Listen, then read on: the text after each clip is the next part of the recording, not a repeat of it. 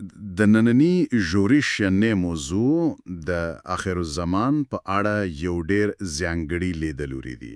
معمولاً کله چې د آخر الزمان خبره کیږي نو ذهن ته یو ناچاپي یو لوی ناورین راځي، خو دا سرچینه چې مونږی چیرو یو بل ډولین انزور واړی کوي. یو ډیر منظم پړاو په پړاو او تقریبا د یوې کیهانی ډرامې په څیر مهالویش. زمونږ د نننی چیرړې موخه دا ده چې د همدې مهالویش په منطق او ترتیب ځان پوه کو. هو او همدا ترتیب دی چې دا لیکنی له نورو څخه بیلوي. خبره د یوې واحدې پیښې نه ده بلکې د پیښو د یو لري ده او هر یوی د بل لپاره زلاره هوار وي. پیل یې هم په زړه پورې دی. د عیسی مسیح راتګ لومړی په هوا کې کیږي، نه په مستقیمه توګه پر زمي کا.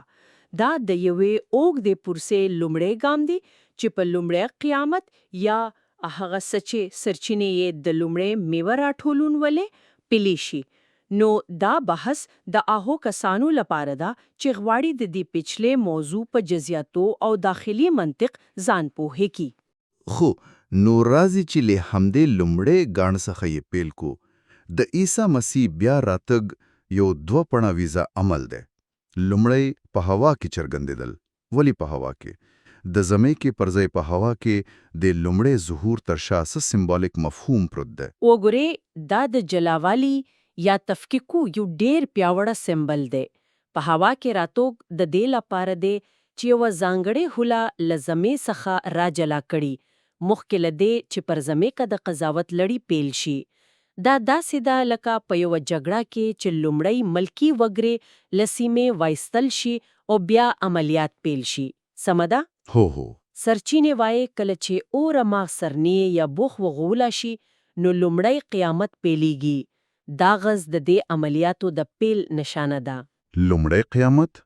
دا اصطلاح په خپل هم د دې ښکارندویي کړي چې یو دویم قیامت هم شته. نو په دې لومړی پړاو کې څوک راپورته کیږي؟ آیا دا د ټولو نړو راجوندي کېدل دی؟ نه، همدا یې مهمه نکته ده. دا قیامت ډیر انتخابي دی. په دې پړاو کې یوازې یو مؤمنان راپورته کیږي چې د خپل ایمان په لاره کې وژل شوي وي، یعنی شهیدان. د سرچینو په وینا دوی به له خپلو قبرونو راپورته شي او په هوا کې له عیسی مسیح سره یوځای شي. دا پیښه له زمې پر مخ پاتې خلکو لپاره یو ډیر شاک ورکوونکی او د لیدل وړ منظر وي. زه تصور کولی شم. نو شهیدان آسمان ته پورته کیږي. په ځمکې پاتې خلک دا صحنه ویني. د هغوی غبرګون سوي او له دې وروسته د ځمکې برخلک څه کیږي؟ د هغوی د غبرګون په اړه سرچینه یوه ډیر غمجنه جمله کاروي. د ځمکې ټوله قومونه بیر کوي. دا ویر یوازې د لویرې له امله نه دی، بلکې د پښیماني او درک له امله دی. دوی په خپلو سترګو ویني چې هغه چې پرې باور نه درلو رښتا وو. د دوی لپاره د مؤمنانو پورته کېدل د قضاوت د پیل زنګ دی او سملاسې له دې وروسته په ځمکې د خدای د غضب او آفتنونه یا بلاګانه پیلیږي. دا مهمه ده چې په ترتیب پوه شو. لومړی خلاصون، بیا قضاوت. نو دا آفتنونه د مؤمنانو لپاره نه دي. نه، بالکل نه. دا آفتونه د پاتې خلکو لپاره د سزا په توګه راځي. دا ټکی ډیر په زړه پورې دی چې دا پیښه د آزادې ارادې بشپړترتیا بلل شوې. دا یو څه فلسفي مفهوم دی. یعنی آیا دا په دې معنا ده چې له دې ورسته انسانان د انتخاب حق نه لري؟ په یو ډول هاو. د دې لیکونو له موخې دا پیښه دوه سترې موخې لري. لومړی موخه د خدای ژمونو او حکمونه حقیقت ثابتول دي. دا په عملی توګه ښیي چې د ایمان پایله څه ده. دوهم چې ډیره ژوره ده، دا د مخلوقاتو آزاده اراده خپل منطقي پای ته رسوي. تر دې وخته پورې هر انسانو د انتخاب ازادي درلوده، خو په دې شیبه کې هر چا خپل وروستي انتخاب کړي. خپل لړۍ یې ټاکلي. هو، لیدې وروسته د انتخاب وخت پای ته رسی او د پایونو د لیدلو وخت پیلیږي. نو دا د آزاده ارادې لغوه کول نه دي، بلکې د هغې د پایونو بشپړ تحقق دی. نو دا داسې ده لکه یو امتحان چې پای ته ورسیږي او د پایلو اعلان شوي. نور نو څوک نشي کولی خپله پاڼه بدله کړي. دا باسوې بل ډېره پیاوړه استعاره ته رسوي چې په متن کې کارول شوي. د دوه ټوله حاصلات راټولول، د غنمو حاصل او د انګورو حاصل. دا څه معنا لري؟ دا د ټولي پروسس یو ډیر شخله او په عین حال کې دردزونکي انظر وړاندې کوي. د غنمو حاصل په حقیقت کې د لومړي قیامت پلاکارا کارول شوی استعاره ده، لکه کم سچ یو کروندګر په خو او خو غنمو ته انتظار کوي او کله چې تیار شي په احتیاطي راټولوي. ترڅو ځای نشي. بالکل په همغه ډول خدای صالح او ایماندار خلق یعنی شهیدان راټولوي او لزمی کې څخه د قضاوت له اور خندي زایتي وړي وي. دا ډېر روشنه استعاره ده. غنم د ژوند او برکت نشانی ده. نو که غنم د سالیو خلکو نشانی وي، د انګورو حاصل باید د یو بل څه استازیتوب وکړي. انګور هم ښه میوه ده، خو دلته یو مفهوم بل ډول ښکاري. دقیقاً دلته د انګورو حاصل د قضاوت او غضب نشه ده. ولې ځکه چې انګور د شرابونو جوړولو لپاره په شدت سره په هولاندې کیږي او فشاریږي.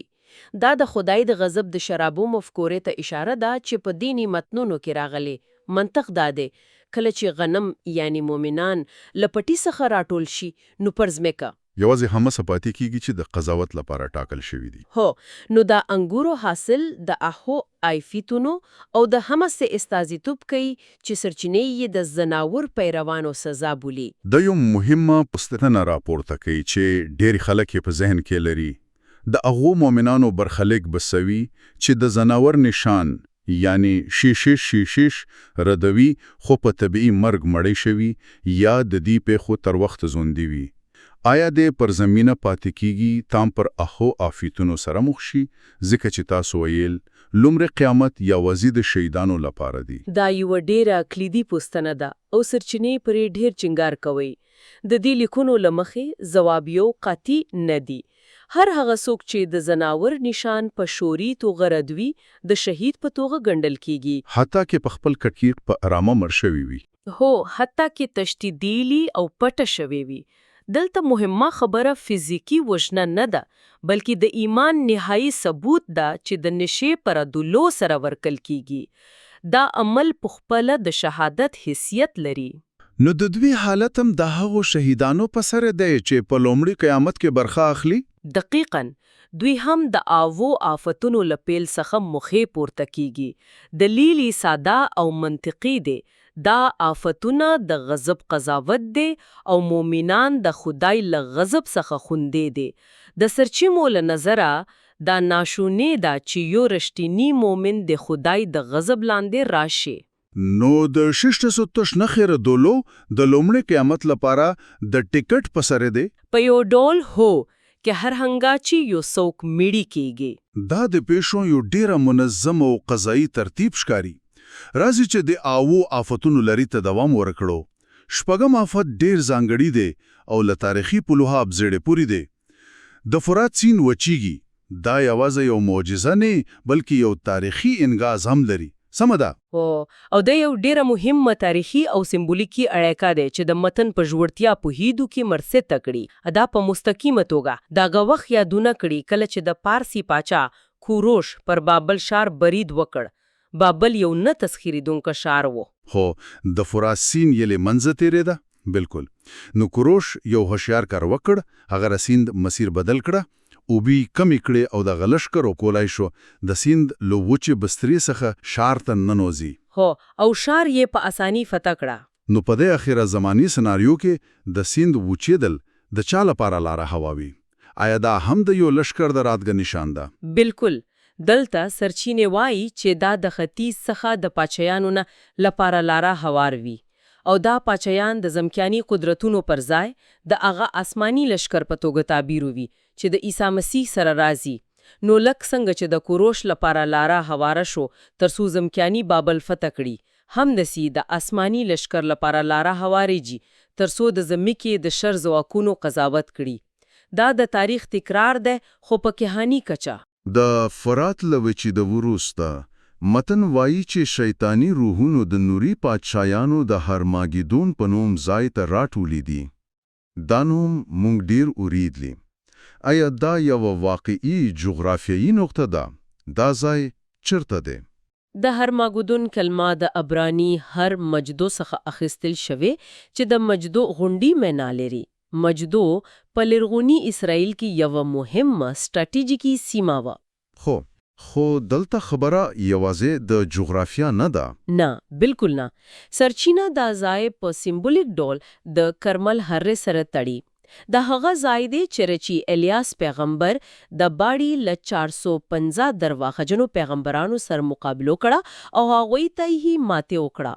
نو هرماګدون د یوې لوی منوي او ایډیولوژیکي جګړې ځای دی، نه یوازې د ټانکونو او پوجیانو فزیکی جګړه. د حق او باطل وروستۍ مقابله. دقیقاً. دلته یو بل ټکی دی چې د پیشو ترتیب نور هم پیچیله او په زړه پورې کوي. سرچینې وایي چې لئی بابل چې د یوې فاحشه خزانه په چیره کې شودل شوی، یعنی د نوري فاسد سیستمونو، دا په مستقیمه توګه د عیسی مسیح لخوا نوي جاړيږي. دا کم څنګه کیدای شي؟ هو، او دا یو له هغو جزئیاتو څخه دی چې د دې لیکنو لیدلوري ډیر ځانګړي کوي. دا د شر په ماهیت باندې یو ژور تبصره ده. د سرچینو په وینا بابل د خپل پوخنی متحد، یعنی هغه سا چې سورز ناور بلل کیږي، لخوا جاریږي. سورز ناور چې د بابل سیاسي او نظامی مټ وو. هو. نو د پیخو ترتیب څنګه دی؟ ولې د شر یو ځواک د شر بل ځواک له منځه وړي؟ ترتیب داسې دی. لومړی اوم آفت لئی بابل لا د اقتصادي او سیاسي پلوه ډیر کمزوري کوي. بیا سورز ناور چې یو وخت یې د بابل ملاتړ کابو، پرې راګرځي، خیانت ورسره کوي او په اور یې سوزوي. دا د دې مفکورې یو پیاوړی انزور ورندې کوي چې شر په خپل ذات کې ځان ویجاړن کې دی. هغه اتحادونه چې په هرس او قدرت ولاړوي تلپاتې نه وي. بالکل. بلاخره یو بل لمنځه وړي. یوازې لدی پیخي ورستا کله چې د شر یو لئی مرکز په خپل د شر په واسطه لمنځه ځي، عیسی مسیح زمې کې راځي ترڅو په مستقیمه توګه د زناور پاتې لشکر قضاوت کړي. نو د خدای مداخله روسته له هوا کیږي چې شر خپل داخلي کمزوري او ځان ویجاړونکي طبیعت ښکارا کړي. خو د دې ټولو جګړو، آفتونو، قضاوتونو ورسته نوریا کوم حالت ته ځي؟ سپیشيږي. کله چې د هرمګدون جګړه پایته ورسیږي او د څناورو زواکو نه مات شي، یو نوا خوږه او آرام پیړاو پیلیږي. شیطان نیول کیږي او د 1000 کلونو لپاره بې پایې کندې یا ابس کې بندي کیږي. مهمه خبره دا ده چې هغه وژلېږي نه، بلکې بندي کیږي. او دا د زر کلانې پادشاهي پیل ده. ها، د میلینیل کینګډم. او په دې زر کلانې پادشاهي کې څوک پادشاهي کوي او د جنگ شرایط څنګه وي؟ په دې دوره کې زوم یعنی عیسی مسیح او ناوې چې راپورته شوي مؤمنان دي په ګډه پرزم کې پادشاهي کوي. دا د صلح، عدالت او بیا رهونه یو دوره ګڼل کیږي. سکه چې د شیطان نفوذ او وسوسه په مخته توړه لمنځه ولېړ شوی، نو انسانیت کولې شي په یو بل ډول ژوند تجربه کړي. سرچینې د نوې آسمان او نوې زمکی یادونام کوي. آیا دا د زر کلانې پادشاهي په محل پیشیږي که ورسته؟ او آیا دا په دې معنی ده چې دا زمیا په بشپړه توګه منځيږي؟ دلته لږ بحث شته. سرچینې وایي چې لومړی اسمان او لومړی زمکا په اور کې سوجول کیږي او پرځای یې نوی اسمان او نوی زمکا رامنځته کیږي. متن په دې اړه پوښتنه کوي چې آیا دا د زمکې بشپړ فزیکی لمنځه وړل دي او که دا د زمې او اتموسفیر یو ډول پاکوالی او بیا جوړونه ده، لکه څنګه چې یو کور ترمیم شي. دقیقاً. په هر صورت دا د پاکوالی او نوی پیل نشانه ده چې د زر کلندې پاچاهي سره تړاو لري. تاسو د شیطان د بندګۍ لپاره د بې پایا کندې نوم واخیست، خو مونږ په دینی بحثونو کې د ارد جیل یا د لیک اف فایر په اړه هم اورو. آیا دا دواړه یو شی دي کې توفیر دل ده؟ نه، او دا یو ډیر مهم او دقیق توفیر دی چې سرچینې په ګوته کوي. بے پایا کنده د شیطان خاطر یو موقتی زندان دی چې زر کاله دوام کوي. د یوې لوړې کچې د امنیتی زندان په څیر. هو، خود اور جهل لو دایمي او ورستی ځای دی چې د بشپړۍ او ابدي ویجاړۍ استاسیتو کوي. زناورو او درواژن پیغمبر سملاسی د هرمګډون له جګړې ورستا د اور جهل ته اچول کیږي، خو شیطان لومړی کیندې ته ځي، ورستا د زر کلنې پاچاهۍ په پای کې کله چې هغه ازاد شي او ورستی ماته وخوري بیا هم هغه د اور جهل ته اچول کیږي.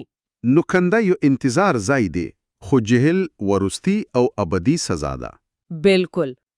په پای کې مرګ او د مړو نورې هم هلته اچول کیږي. دا ډېر دقیق تفصیلات دي چې موږ د ټول لوی انزور سره وتاړو.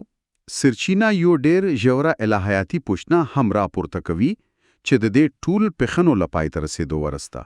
هو او دا پوښتنه په قصدي توګه بے جوابه پریزیدي ترسو اوریدونکو فکر پرې وکړي.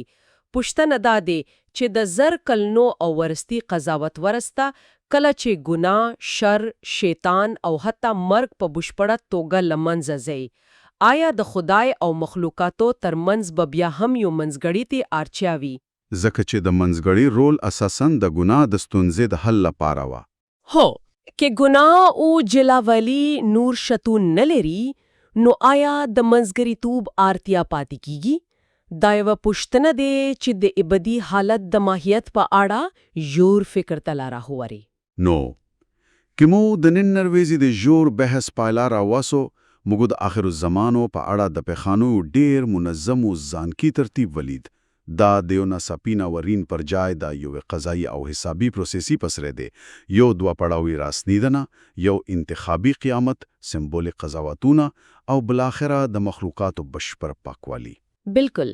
اوکې یوه مرکزی مفکوره کې راو باسو هغه د بشپړتیا یا تکمیل مفهوم دی. په دې لیدلوري کې هر شی یوې بشپړتیا ته رسیږي.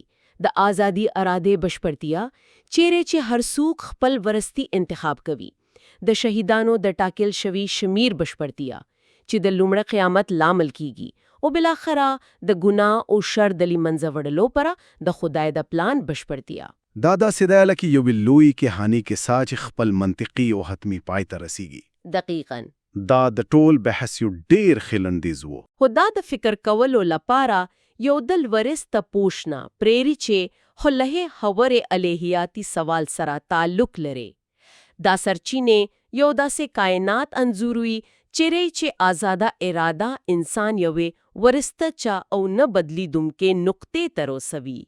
پوښتنه دا سمانا لري چې آزاده اراده بشپړه یا ورسته شي په نوې اسمان او نوې زمې کې چې د صالحو خلکو لپاره دراتونکې ګناه امکان لمنځه ځي. آیا دا حالت له هم د آزاده اراده په نوم یادېږي کې دا د وجود یو نوې او لوړ حالت دی چې موږ یې اوس تصور نشو کولو؟